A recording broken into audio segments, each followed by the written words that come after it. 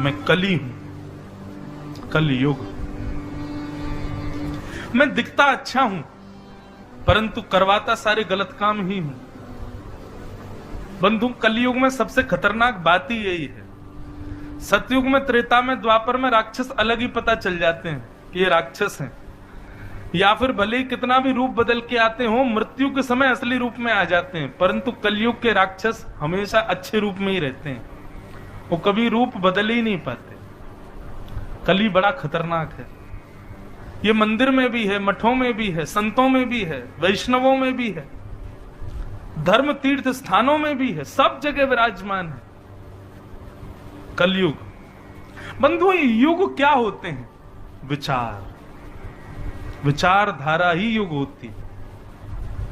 कोई सतयुग में पहाड़ सुंदर होते हैं, नदियां बहती हैं, ऐसा नहीं।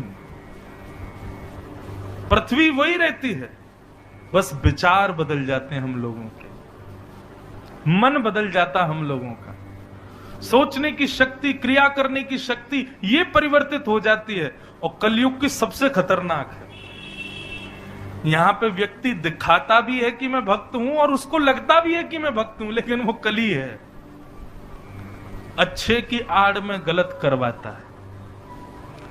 इसलिए कलयुग में केवल और केवल एक ही दवाई काम करती है, और वो है भगवान का नाम।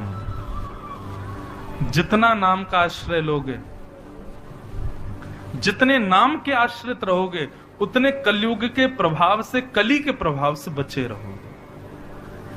ये नाम रूपी डोज 3 बार लिया करो, सुबह दोपहर शाम। सुबह नाश्ता से पहले, दोपहर भोजन से पहले, रात्रि सोने से पहले।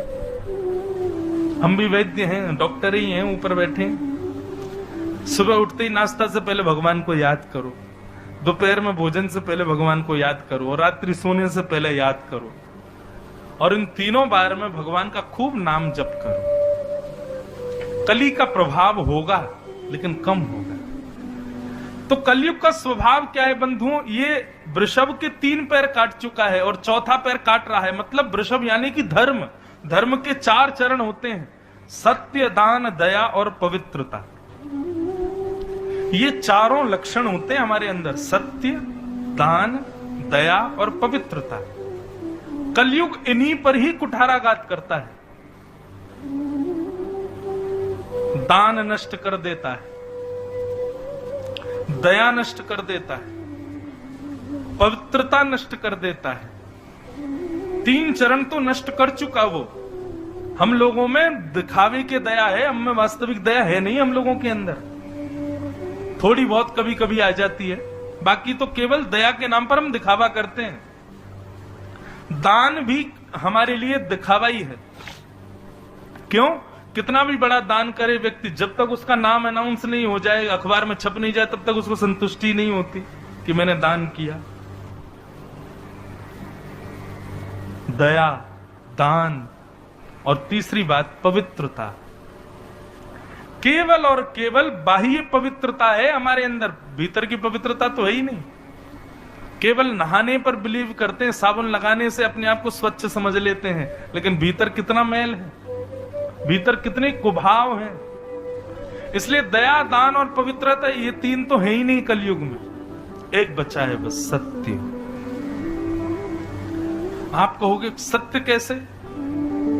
बोलने में तो असत्य ही है, पर सुनने के लिए अभी भी सत्य के हम लोग इच्छुक हैं कि हमसे सब सत्य ही बोलें। बस इसी रूप में कलयुग में सत्य बचा हुआ है, और एक दिन ऐसा आएगा कलिकाल इसको भी नष्ट कर देगा। कलयुग को देख करके युधिष्ठिर, परीक्षित ने कहा कि भाई तुम ऐसे नहीं रह सकते, ऐसे खुलेआम नहीं घूम सकते, मैं तुमको बंदी बनाऊंगा।